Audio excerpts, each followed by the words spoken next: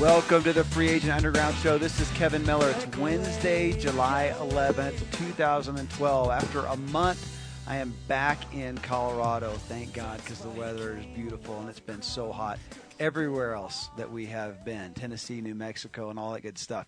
Today is an impromptu interview because after not paying attention to much of anything for a month, except what was right in front of my face, realized that Steve and Jody Berkey are in town, literally staying with Justin and Christine Lucas-Savage, who are gone now, so they're taking the unoccupied house out on their adventure. Now, I knew about the adventure. I didn't know that they were here, literally, until, I don't know, yesterday, I guess. I saw you guys on Facebook talking back and forth, watched the video you guys did, and realized it and thought last minute, oh my gosh, let's take advantage. I don't get to do a whole lot of side-by-side stuff. Actually, the last show that I did 2 weeks ago now, since I skipped a week, was down in New Mexico with, I guess I had 6 kids here in the class, or in the class down there with us, and we worked with Deb and Gino. But I want to take advantage of it. So they just drove up. We just sat down. The little guy, what's his name again? Elijah, right. Elijah's playing back there. He may come in and say hi to us as well. But we're gonna sit down here now and just talk through their story, which is really, well, it's been unfolding for a while, but it's in hyperdrive now, and that's what I wanted to catch, because so much of our talking about living a better story, about pursuing your purpose and your convictions and living them out. It's one thing to talk about it. It's another thing to actually do it. And one of the most helpful things is to talk to people who have done it. And so what I really liked about you guys, that's part of your story here, is how old are you guys, first off? You got to talk into that thing. Well, I'm 33. 33. And Jody's 33 as well. Okay.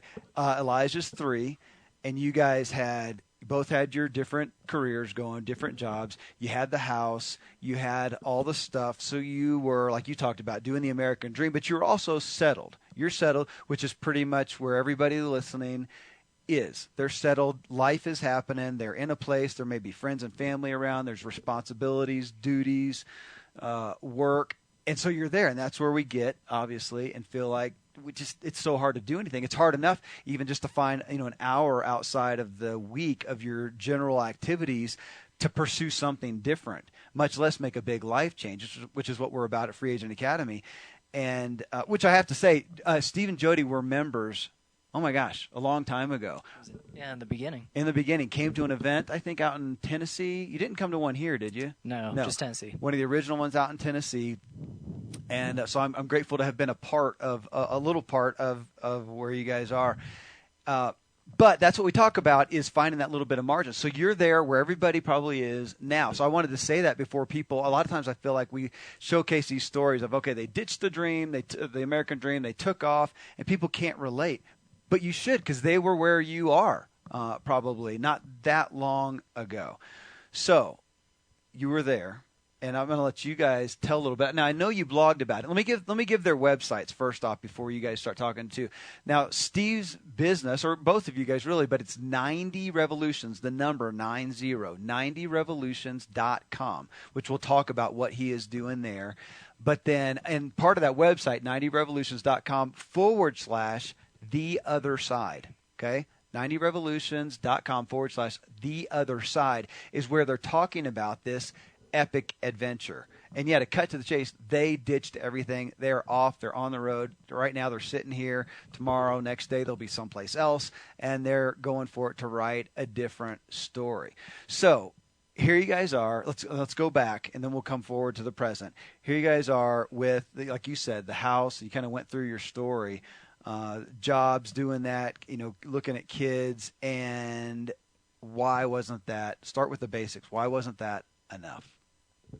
Sure. Well, as Jody and I went through the American dream, and initially Jody was happy with her job, and with me, I've always been discontent. It's been my wiring to be that way, and I'm a trained physical therapist, and I got frustrated with the medical system essentially because you would see one person after another, and it's just really quick, and I felt like I couldn't really deliver proper care. Yeah. And also, I just got frustrated with I'm more sports-minded, and I was working with people who weren't so sports-minded or motivated. So I knew I had to do something. I didn't really know exactly what to do, but it was actually Jody. She always plays the big role of pushing me to the next step, and she pushed me actually to work with your dad, Dan Miller, and I went into the coaching program, and one thing led to the next, and he opened my eyes to the fact that I'm personally kind of a geek, and I need to realize it. All right. And before we talked to Dan, actually my goal was to open a private practice. Right. But through that coaching process, I realized that just doesn't mesh with my personality. So my discontent actually led to 90 Revolutions, and I have been very passionate at trying to help these athletes pursue the triathlon and pursue it without getting injured. Now, let me back up real quick. So you guys did school. You went to four-year college and then beyond that. Exactly, yeah. I went and received my doctorate in physical therapy, so I put in about Right. 7 years. And Jody, My master's in school administration. Master in School Administration. So you're doing that. So again, you've put all that investment, time and money, in realizing, man, this isn't doing it for me. That, of course, is obviously a huge step that most people don't want to do. They figure they've invested that much time and money, whatever, they'll ride it out, which generally means they'll spend the rest 40, 50 years doing that thing that doesn't thrill them. But since that's the path they started, so it's a big deal right off just to go, put the brakes on that. That's a lot that you put in. Not that you're not using that now, but to not go down the road of, having the practice, being the doctor. It's a big deal. yeah, exactly. It was a tough step, but I don't know. For me, my discontent always pushed me. And for Jody, I'll let Jody tell a little bit about kind of how she progressed in the 90 Revolutions. Yeah, you were pretty much discontent from the first 6 months you were out of PT school. Wow. So it wasn't hard for you. Steve kind of jumped from job to job every year or so because it was something new every year. So he was okay with that for about 6 months, and then he'd be miserable for 6 months. Then he'd find something else, and the cycle would kind of continue. For me, I was very happy being a teacher. I felt like that was my calling, and I was making a difference in the kids' lives. The last couple years have kind of changed a little bit. I went through the administrative track and got my master's in administration. I tried administration for a while, and I realized that really wasn't at all how I was wired. Kind of got a little gun shy, a little fear, a little concerned about making a mistake and the school board and being under a microscope all the time. Yeah, just hold it up there close. So I was kind of afraid to take challenges anymore. Like when I would want to introduce a new book to my classes, something they'd be interested in, I kind of had to jump through a lot of hoops to get that to happen. And as we were learning about different people and their journeys and all the things they were stepping out and doing, I kind of felt like I was getting smaller and smaller into a box of what I was able to do creatively and things. So the teaching, the actual delivering of the teaching to students was good. That was good. The bureaucracy and the whatever didn't work. Right. Which is kind of so you're saying a similar story for both of you guys. Right. Is you liked the hands-on doing of what you were doing. You didn't like the environment that generally happened within. Yeah, it was a great school and great people, but was being in special ed, there were a lot of regulations, a lot of paperwork, so it became more about the paperwork and getting the IEPs written and put into a file and hoping that you didn't miss anything on the IEP and you're going to be sued. And there was just a lot of stuff that took you away from the kid interaction. Okay. And I just felt like the kids were starting to not care more and more every year. And that was kind of hard, putting a lot into them, and they didn't give really a whole lot back. Yeah. So it was just time to go after this year. We were kind of just pushed out a little bit. We felt our circumstances were kind of moving us on. Okay, now, and again, this is and if you guys, again, if you're readers, you go to 90revolutions.com/the other side, and then scroll down. I think it's about the third blog, and Jody wrote the story behind the story. It does a great job, and it's some of this that I'm going to be asking questions on is there, but since this is our listening audience, it may not be reading a whole lot. Sure. Some of what you shared here from a real personal standpoint, too, that added into the impetus for you guys to really change your lifestyle in a dramatic way was, tell the personal side, which had to do with your family. It was part of that, as you said, getting laser focused on what was really important in so many words. Yeah, once we had Elijah, I wasn't really willing to go above and beyond with the teaching aspect and doing a lot of outside work anymore because it took away from him. Yeah. So that was kind of the first piece. Living in Northern Virginia was hugely expensive to have just an average house. So once I cut back on doing the homebound and the tutoring and things like that, we kind of felt the financial pinch of the environment we were living in. So we decided to go ahead and sell the house. So we did a short sale of the house, and that took about a year, and we moved into a rental home for a while. Yeah. And during that time, in the rental home, we were pregnant with another baby that we ended up losing. So that was really the push that just said, you know what, we were seeing ourselves in this house for a couple years and raising a family, and that's not going to happen right now. So let's just kind of go the deep end and just do something completely non-traditional. Well, and again, it is, and that is the huge thing that in reading your story, I realized that is so countercultural, dramatically. I mean, again, you both got jobs in the areas that you're trained, schooled in. You put a lot of time and investment in. You've got the house. You're established in a place. At that point, for better or worse, you're just supposed to build. You're supposed to build. You're supposed to put in your time. You're supposed to go. And all of a sudden, you're just divesting yourself. You're going backwards. And that's so hard to comprehend, doing it intentionally, doing it by your own choosing, as opposed to, now we have a lot of people who get further into that and they get laid off, or they go bankrupt, and they end up at the total bottom with no plan, no nothing.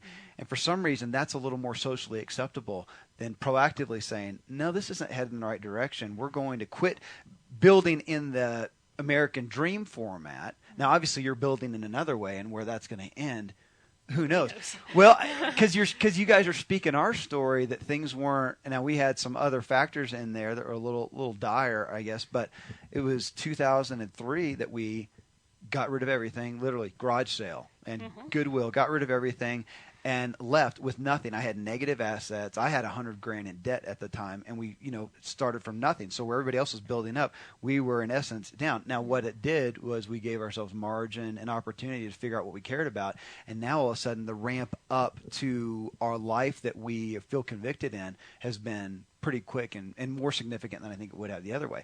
Right. But you don't see that, and nobody else sees that, which I was going to ask too as part of this. So amidst this stuff happening, how's it been with friends and family? Now, granted, I know you guys have some friends, even amongst our circles where we have mutual friends that are supportive of this type of thing. So you got a little bit what most people don't, but with other friends and family that may not have been in that same circle, how's it been? Actually, everyone's been very supportive. Actually, Really? Yeah, some people have been quiet, and I've kind of wondered what they're thinking. My mom, for example, I interviewed her before we left because she's a hospice nurse, and it kind of ties into our story of living a full and valuable life, doing the things you want to do. And I would ask her in the interview, what were people telling you right before they died? What were their regrets? What did they wish they would have done? What were they proud of? Just to get that perspective. And through interviewing her, I came to understand what she thought about us doing this journey, and she was pretty candid, and it actually shocked me because I never thought of this, but she was concerned. A couple years ago, I was diagnosed with cancer, with melanoma, right. And we caught it really early, so it was very treatable, but anytime you get the big C word, the big cancer word, it's very scary, and that's part of what changed our lives, because you don't know, you're never promised another day. You don't know. I could go out and get hit by a car on the way back from this interview. So it's not just the cancer, but you just never know. So as we were talking, she kind of got upset, and I said, what is it about this trip? Are you excited for us? Do you think I'm stupid? Do you think I'm crazy? Are you proud of us? And she said, well, just tell me honestly, is this your bucket list? Or did the melanoma come back and you're not telling us, and you want to spend your last summer with your family? That was her perspective. And in retrospect, I completely look back and I completely understand her point of view. I had some tests done, and I didn't want to follow through with some of the blood work that they recommended, just because it's kind of a long story, but I just didn't feel like it was relative to my cancer, and it was something completely different. My platelet counts were low, and they were looking for some other stuff, and I didn't really connect with the doctor, so I just decided not to go through with the blood work. So she was thinking I just gave up on treatment and all sorts of things. Wow. And that makes sense. But once we talk through that, I'm like, no, cancer is not back, and I'm fine. We're just trying to pursue our passions. Wow. Okay. Hold on just a minute. Let me check in with people. Let me see if we're still live here. Hold on just a second. I'm going to pause real quick. You guys, they're saying,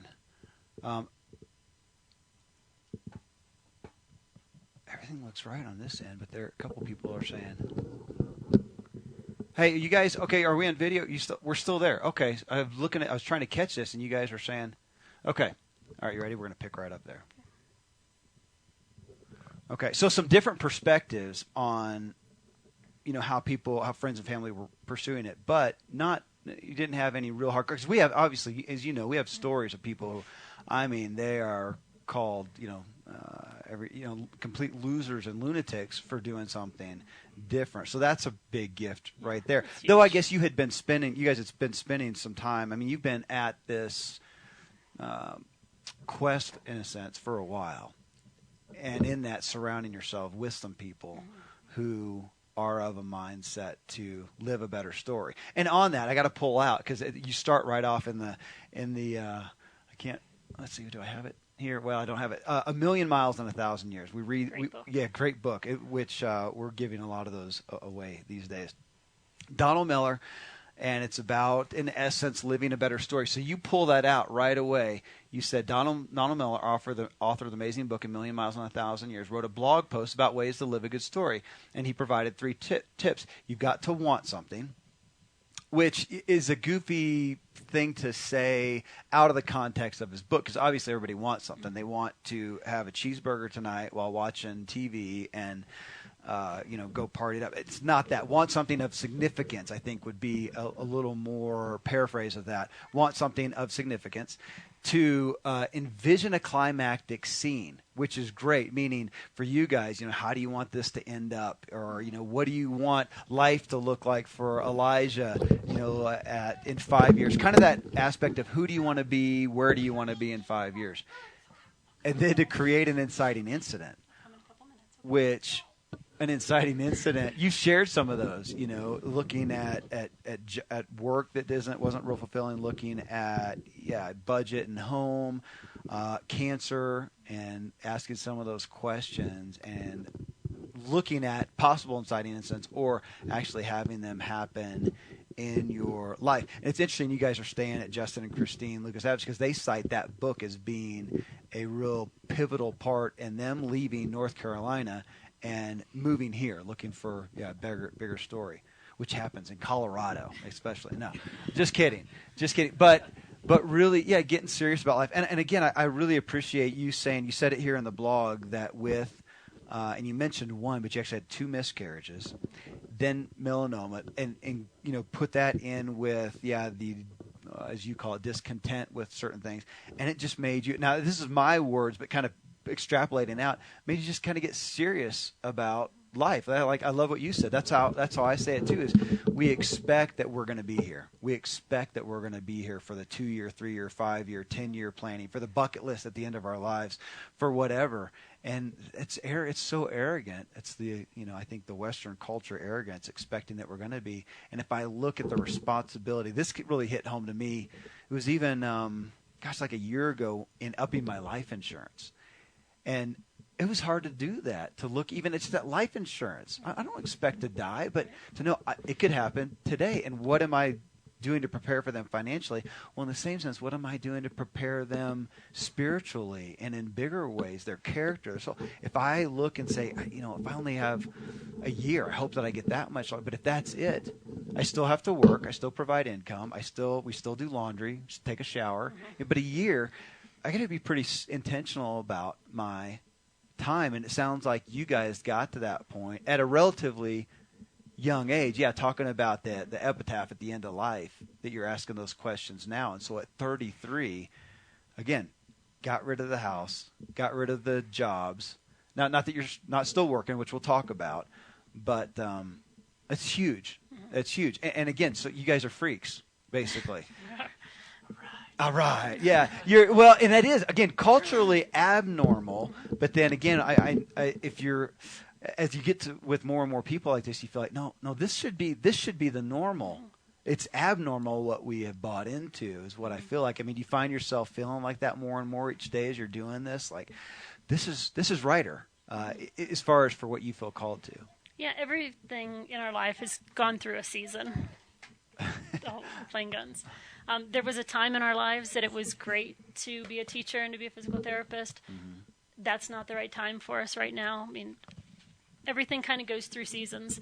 The big turning point for us is right after the first miscarriage. The cancer diagnosis was a month later, and I knew I had to have surgery. So I was still kind of emotionally recovering from the miscarriage, and we found out about the cancer. So we had to make a decision how long Steve would be able to take off of work, because he only had like 2 weeks worth of vacation time, and that was pretty huge to us. That we were kind of really boxed in to how available he could be to kind of help me deal with everything. That was you guys know Dallin, don't you? Dallin Christensen. A little bit. He's a member with us. We did his story, I don't know, a couple months ago or so, and it was his son. I think older than Elijah, but his son getting diagnosed with type 1 diabetes. That made life get serious because he realized, I want to be there for him. I want to be there for his daily care. I've got to be available. And it's made him, he quit his job. Now, he had been working on something on the side, kind of similar to what you have with 90 Revolutions. He'd been working on something, so it wasn't going from zero to nothing, but it was making that commitment to go, no, this is what we're going to do. Okay, so there you are. So speed up now to... You sold your house, you're in a rental, and then as the video shows, and now the video's on Facebook, and it's on it's lots of places, but it's facebook.com/90 Revolutions. Is that right? Your Facebook fan page, and that's the video that I actually watched yesterday. It's just a 6-minute video, something like that, 9 minutes, something like that. I think it's just like 3 minutes. 4 minutes. Okay, and it shows somewhat of literally packing the truck you have out here in a trailer. Is that right? Mm-hmm. Packing the truck and trailer. So is that all your earthly belongings at this point? We have some stuff in storage at Steve's mom and dad's house. Yeah. But we took 4 6x10 trailers. We gave everything else away. So that's the equivalent of what's in his basement right now. Wow. Okay, so I'm going to be nosy because this is the kind of stuff that people ask or they're wondering about because, again, our human nature when we hear something go, oh, maybe that should convict me to do something is we want to discount it. Okay, so literally, now not that you have to give me numbers, but you guys have some money in savings, I assume, a little bit? Well, we're living right now on what I get as my teaching contract. Yep. It goes through the end of August. Okay, I read that. Right, so that's going to end. Yep. That's it right now. Okay, and that's where you said, so you as a physical trainer are going to be picking up just some wherever jobs, hopefully? Sure. Yeah. Those Nerf guns get a lot of mileage here. Yeah. Well, basically, after the summer, the intent is for me to be a traveling physical therapist. I saw, David, you actually mentioned that you're a traveling physical therapist, and because of my, as Jody was describing, I'm at a place for 6 months, and then after that, I'm not really too happy at the place. We thought traveling physical therapy might be a nice way to approach it as 90 Revolutions keeps building. So if we leverage my training as a physical therapist in conjunction while building 90 Revolutions, that was our plan. So that way there's always that security for us, and we really don't have to worry about many things. Okay. Each placement is 13 weeks, so he'll be at one place 13 weeks, and then we'll just kind of pack up and move to another place for 13 weeks. Okay. And they pay for your housing and a food allowance and everything on top of the salary. So oh, nice. It's pretty lucrative in that aspect that I can stay home and I can be with Elijah and I can continue to build the business from my side, and he can go and do a 9 to 5 for 12 weeks, and then whatever money we have, we'll travel some more and bank that and live off that. Nice. Just kind of keep the circle going until 90 Revolutions is at the point where we can just live off of that. Okay, so you mentioned Dave Ramsey in your blog. Mm-hmm. Did you guys do the debt-free deal at this point before that? Do you still have some things to deal with there? The house was huge. The house Selling was like the house. $500,000 house. Wow. Which, living in Northern Virginia, that's just an average house. So once we got rid of that, our debt went way down. Nice. We have student loans and one car, and that's it. So we kind of put the whole debt thing on hold just to build the business. Yeah. Because it was just chipping away so slowly. We wanted to get the business and just take big chunks of it. But yeah, getting rid of the house was absolutely huge. We're homeless, but it feels good. Literally, we are homeless. Homeless, but you know a trade, you know a skill, Yeah, things we that you do. can offer. And obviously, at any moment, I mean, right now, you could say, okay, we're going to rent a house here in Woodland Park and start doing what you do, have jobs, start making income immediately, just like everybody else does. But right now, you figured out a way to go out. Well, no, I appreciate that. I usually assume, because people often don't do anything until they have some kind of a security account. Now, we never have. Most of the stuff that we have done, my wife, Terry and I, we've had children. We've had way too much debt from some of my past business stuff, and we've just done it anyways. It's probably what I'll talk about next week, because we've just spent 30 days away from home with our family of 9, and we picked up another one along the way for a while, and 10 of us. And it wasn't from an aspect of stability, from what most people would expect or desire. It wasn't. My business we're in transition with, building that, and spent so much money revamping that, and so that's in a bit of flux, and so much happened, and just personalized and everything, but we just did it anyways. So in a sense, you guys, it wasn't making sure you've got 3 years salary in the bank account before you take off. Probably been more responsible that way. Well, We have the safety nets, though. Go on. But would you have, if you had a year to live, if you knew that time, if you look at it as time is precious, then what's your responsibility to living out your story? You know, who knows how this is going to impact Elijah and the other people that you're in contact with. Maybe this is my bias, obviously, but this is a more responsible thing to do, where you guys do have some risk, as opposed to just patting your butts for the next 10 years to see if maybe you can do it risk-free, which I think is where most people stand, where they have to be risk-free, faith-free, and they don't have to rely on anything but themselves and their bank account before they do something substantial. And you guys aren't doing that. Right. Well, it's a huge safety net that I get paid throughout the summer, and our expenses this summer are pretty low, since we're bumming off of people like Justin and Christine and some other friends and family, and living in campgrounds and things like that. We promised Steve's mom we wouldn't sleep in our car at a truck stop, so not doing that, Gotcha. which we've done in the past when it was just the two of us. Gotcha. Okay. But that's a huge safety net. I'm a big kind of security person. At the same time, I want to take risks, but we have the safety net of being paid throughout the summer, and then knowing that his contract's going to start in the middle of September. So it's not a huge leap for us, but it's scary enough. It's not. It's interesting though when you talk about your personality type in that. Now you guys have done the disc profiles and things, right? Okay, what are your personality styles? An S and a C. An S and a C. And you, Steve? Your opposite, C and an S. Yeah, I'm pretty much the opposite. I'm more the technical guy versus the security individual. Okay, but what I love is neither of you are where most people expect somebody to be personality style to go off and do something crazy. It's usually the D's and I's that get credit for that. And so I love this. This is a true life testimony right here. It's just because the people like me are just mouthier about it. But there's other people doing it. It's not a personality style thing where everybody's doing it. You just hear from us because we are mouthing off about it. So that's great, because both of you are those personality styles that people often think, well, yeah, I just, I'm more security focused. And again, not that I think it's a different economy. If we look at our culture's economy, then yeah, you guys are being crazy. But if we look at the global economy and look at faith overall and value, living out values, it's not. You're not. I mean, you can establish, stop and just worry about your security anytime, anywhere at a moment's drop. Right now, though, okay, so give us a little bit of an overview of this epic adventure. You left on what date? Left home on what date? We left 1 week ago. 1 week ago. Almost exactly 1 week. 1 week and 1 day. Yeah. And right now, and so kind of give us now I know there's a map, and if you guys who are watching live, you know what, I can give you. Is it which should I give them? Just this website to go to, or give them 90 Revolutions where they can see that? Let's go with the other side. The other side? Best. Okay. So 90revolutions.com/the other side. Those of you who are with us live, I'll paste it in here. So if you go there, you can see kind of a map and some points, but kind of give us your mapped out thing. Though, if I understand it correctly, this is kind of the general idea, but there's not a specific timeline set on it. Yeah, the timeline, as Joey was saying, I'll pick up the traveling physical therapy position in the middle of September. So essentially from now until the middle of September, we're traveling throughout the map, kind of like the illustration shows.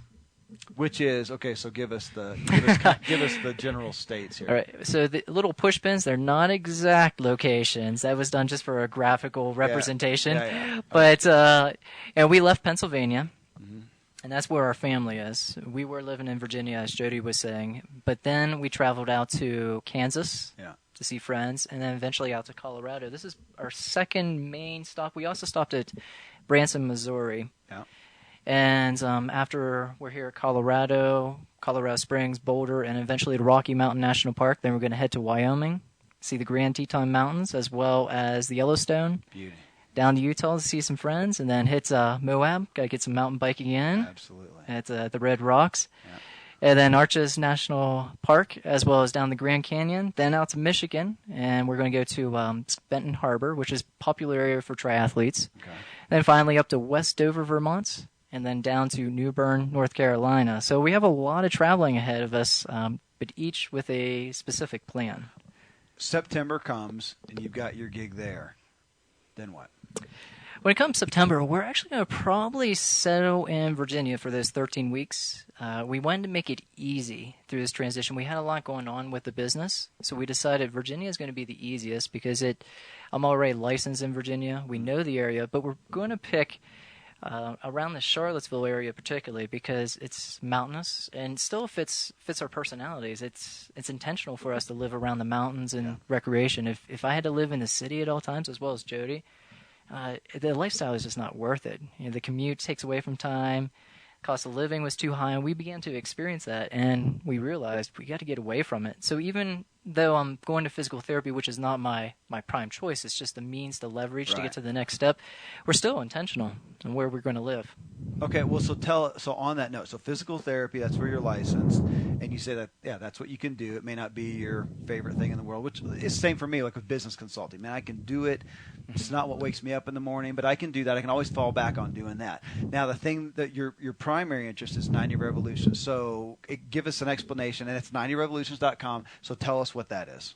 Yeah, 90 Revolutions as a company was designed to make training for triathlons and duathlons easier as well as injury-free. So I'm still using my degree to help that injury-free piece.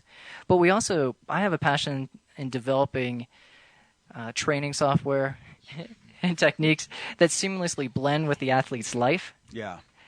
So that way, these guys are busy. And I want to make things simple, but I want to make sure they don't get hurt because I've treated a lot of triathletes. Most of my caseload before I left was triathletes. And the injury rate is so high of overuse injuries.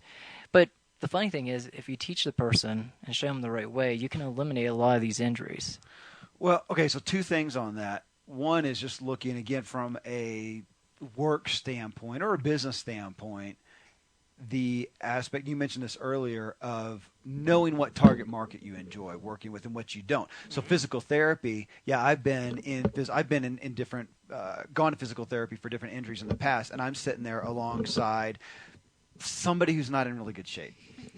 Which is what fills a lot of the physical therapy office. And I'm watching that and going, man, that's got to take a certain personality type. Because I've known guys like you who are pretty, they're into fitness and they're pretty inspired, and yet they're working with a very uninspiring target market. I'm trying to be somewhat politically correct and not just dissing, but a lot of older people, but a lot of people who are the culmination of ill health and bad lifestyle choices. And you're saying that's just not where you want to be, one. And so that's where you came to, you like the sports focused people who are pursuing health and wellness, but in essence, they're getting injured from doing it almost too much or doing it poorly, which is really what your focus is with 90 Revolutions. Exactly. True? Okay. Which I commented on Facebook because you had that video by the guy, I can't remember, but the kind of the barefoot running technology. Yeah. Which I've been following for about a year after being given the book. What's that one there? Born to Run. Yeah, I read that. Everybody said, "Oh, you got to read it, Kevin. You got to read it." And it was June, Father's Day of last year, of 2011, that I went for a 2-hour run. It's a great run, but I was having by this point, and I'd been running more and more, I was having some hip pain. I was actually having some upper back pain. I think, what the heck is with this? And I got tired of hearing these 60-year-old ex-runners who used to be elite runners just saying, I'm injured. thinking, well, it sucks. I don't want to be that. Read Born to Run. I'm like, oh my gosh, it's the holy, the Epiphany, the Hallelujah chorus started. And I thought that makes sense to me, having better form, basically. But it's taken me a year. And in the meantime, I've done, too much too soon and hurt my feet. Now I'm finally getting over all that, and I'm running. I'm back to running where I was and beyond that now, totally injury-free, still having to pay attention to my feet, which I was using incorrectly for the first 40 years of my life. I was a horrible heel striker. So on that video you showed where you're supposed to have that slight angle forward, of course I had the slight angle back, and I was beating the crap out of the back of my shoes. So that's what you're doing, but now not only in running, but in cycling and swimming too, I guess, with triathlete. Yeah, exactly. When I'm working as a physical therapist, we're focused on those mechanics that you're describing. And then the way 90 Revolutions fits into it is providing that independent training in addition to if someone's seeing a coach or a physical therapist. Right. Okay. And you're using video a lot, too. That's a big part of what you're... We are, yeah. We have a big project right now, which is actually partially where the Epic Adventure fits into it. We have software that's already, for the most part, designed. I would say we're probably like 98% there. But the problem is we don't have content. And for triathletes, content is cycling, swimming, and running, essentially. So right now we're going to these incredible places because we're capturing video content that also has GPS technology embedded into it, which is eventually going to go into the software and become interactive with the athletes. And the thing with the software, you almost think about it sort of like a budget. So with the budget, you only have so much money, and you only have so much resources, and you got to allocate that correctly. Well, that's what the software does. It budgets your training for the year, and it looks at individual differences. So that way it reduces the possibility of injury. Okay. Obviously, 90 Revolutions, so somebody who's into, running, cycling, swimming, or all three together, or any variation of that, can come there, and this is not obviously something that you're doing from the website, so they can come and access that. What is like the primary, if somebody's going to go there and wants to be involved, primary way to purchase from you, product or service? Well, that's where we're at right now. When this software is complete with the content, it should be available in the triathlete season of next year. So we're looking for spring or April of 2013. Okay. And the way we're setting it up is a very inexpensive membership site, essentially. Beauty. And it's all online. Okay. So here you are. You got that. I mean, it's obviously an incredibly unique situation, but the biggest one is just that you're out doing it. You've got a semblance of a plan. I like that. So you've got a framework of an idea, but open to whatever may happen. Because, my gosh, who knows what could happen in the meantime and how this will alter the trajectory of your life. That's significant. So, right now, kind of day to day. I mean, again, you got a plan day to day. You're doing it. You're blogging about it. Here. What are the primary ways for folks who want to keep abreast of what's happening? They can obviously go to 90revolutions.com. That's your primary business site. But then / the other side, they can keep up with this. Now, Facebook, you guys are doing a lot on there, and that is, again, facebook.com / 90 Revolutions. You got it. Okay. So go there. So you guys can go there and like that page to keep up. Now, is there, and I bet there is, a subscription where they can just subscribe to email list? There is, yeah. Right on the homepage of 90 Revolutions, in the bottom right corner, it says newsletter. Oh, newsletter. There you go. You simply can subscribe. I should do that. I don't think that Sign I'm on up. I've been following. Okay, I got it up. I've been following on Facebook a little bit. Of course, I haven't been following much of anything for a month now, so I will do that as well. I mean, you guys are just. I mean, this is. I have to say this. In the people that I see, who I would cite as successful free agents, peers of mine that have done something significant, getting out of the box of the modern culture, getting out of the flow, and then ultimately establishing that focal point of where they have passion and purpose and conviction and lifestyle design that they feel convicted in, that they've done that. There's very few of them. None that I can think of at the moment, but I don't want to say 100%. Very few that haven't done something fairly radical. Bottom line, either that they've intentionally done it like you guys are, or it's happened to them and they've had to react in a way to overcome it as opposed to be a victim of it. But something pretty stinking significant. I mean, we know that. We read, you read Inc. magazine or Fast Company or Success or whatever. Most of the stories in there a lot of those have some significant failure. Talking about Dave Ramsey, everybody knows his story of horrific bankruptcy and being upside down. I saw my dad go through that. I experienced some of that, and the culmination of my marriage about crumbling as a result of it too. And that was mixed with some intentionality, but they did something fairly radical. My buddy John Dale, he took off and did Seth Godin's MBA program for 6 months, where it wasn't paid for. He had 4 kids, and it was something that people look at and go, that is ridiculous. That is irresponsible. Of course, it was the most responsible thing he could ever do because it established his life to a point where he is now that most people will only ever dream of. But it was something radical. And you guys intentionally, maybe you got to be at the high list of people who you didn't let just a life circumstance force you to it. You intentionally did it. Now, obviously, you have those things that helped steer your mind to it where life got serious, like miscarriages, cancer, things like that.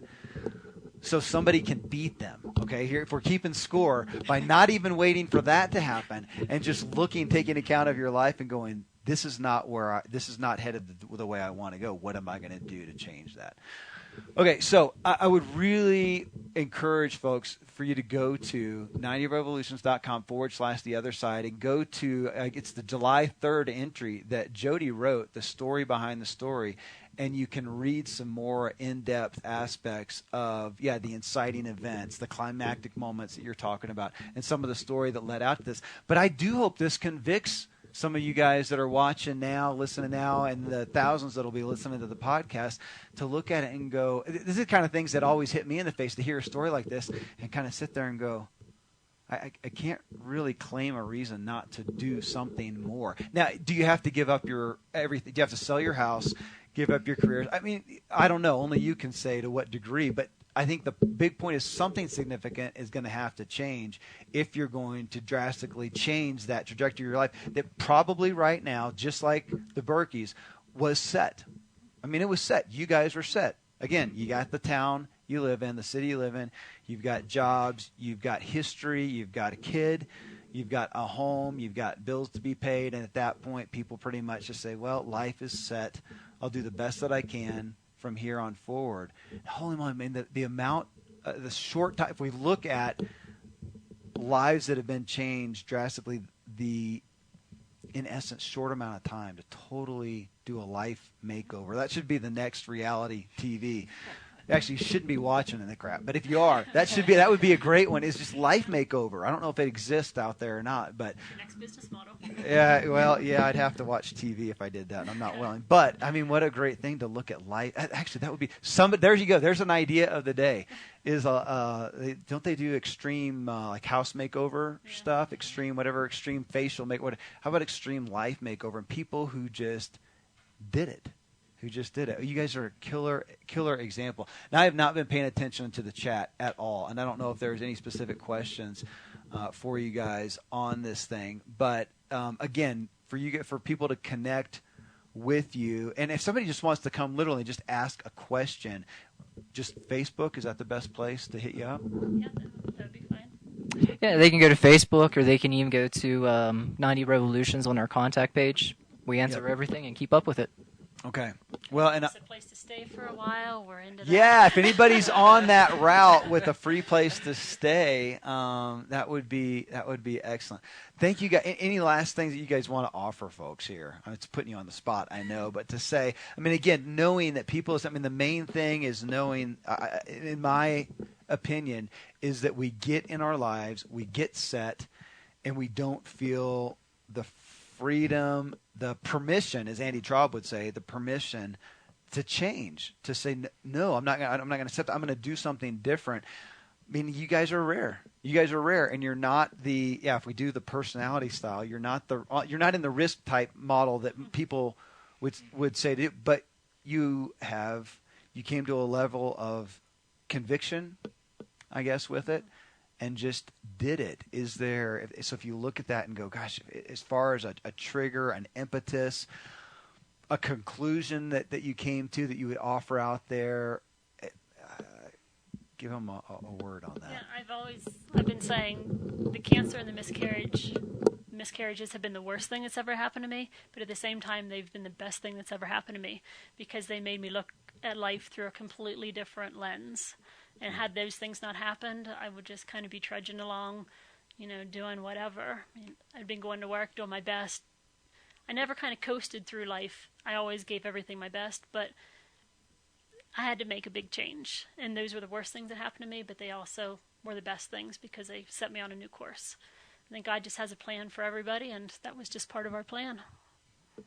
That's a great ending point. But now I got to ask. I do want to ask one more question. Okay, so if you guys want to, Dave Thomas says we're on I-70 in Eastern Ohio and have a camper pad. There you go.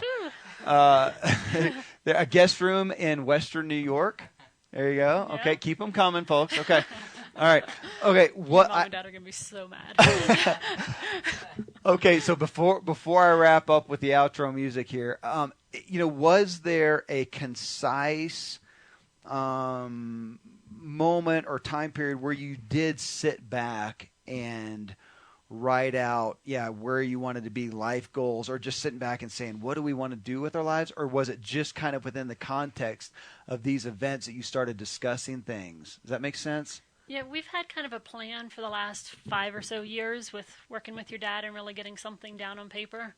And we were working that plan, but it was slow. So over the last year, really the house is what got it off. And then it was kind of a snowball effect from there with all of the health stuff. And that really snowballed it. But getting rid of the house and freeing us up from that debt, that was a big piece for us. Okay. Because we wanted to fulfill that obligation. We signed up for the mortgage. It was our responsibility. Sure. Once we got with some people and learned how to do the short sale and the bank agreed to it, it was really a humongous blessing for us. Okay. So, excellent. Once we got over that hurdle, everything else kind of fell into place. As we've stepped out in faith, new doors have been opened. It's been pretty incredible. Well, and that's in essence, the freedoms that other people have experienced when they've been taken away from them. The job has been taken away from them, so now they are, in a sense, free to do something, or they lost the house, or heck, gosh, we were just talking last night, fire came within a mile and a half of our place here, but there's 347 or something homes down in Colorado Springs, and they lost it. We were sitting at dinner last night wondering, what are they doing? What are those people doing? There's families, there's kids, where are they? And then what are they doing? Because right now, they're probably, now they may have a job or something, but they're probably deciding, are we going to rebuild there? Probably not, because it's a charred ruin. What do we do? How many different stories are going to happen because all of a sudden they're free of that? Not, again, saying that's a good thing in essence, but it's probably going to free some people. You guys just did that again intentionally, which I love. That's called maturity, which people like me have not always had so much of in the past, but I love it. Okay, thank you guys for just on a whim coming out here and sharing this with us. So folks, go to 90revolutions.com. And then the blog is at /The Other Side. Find them at Facebook, facebook.com/90revolutions. Keep up with what they're doing. Ask them questions. If you're an athlete, here's the guy right here. We're gonna stop now because I got some questions for him for myself. So I'm gonna take some free counsel right now, and so I'm gonna end the show here. Thanks everybody for tuning in. I'll be back with you next week, next Wednesday, and we'll see what surprise I have for you at that point.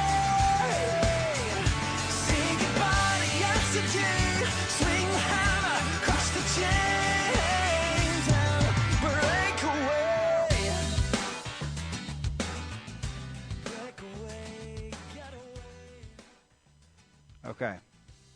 Oh, hey, here's another one. Now that I just killed the audio, though we're still live with these folks. Okay, let me see here. We're in Julesburg, Colorado. That's Chris Puckett. That's in that south, Chris. I think that's kind of south there. Beauty. Okay, we should. That's what we should have done is put a thing out and see how many free places they. We used to do this. Mennonite Your Way. That's where my dad's side, religion, Mennonite, and they have this book. Literally, you can get it, Mennonite Your Way, and you can go through every town and see it. And people literally put it in there. They'll say how many rooms they have, if they allow kids, dogs, whatever. And we did that back when I was cycling. It was pretty cool. Couch, absolutely. Oh wait, that's right. Chris Puckett, northeast on I-76 on the Nebraska border. Okay, here's this, Jason.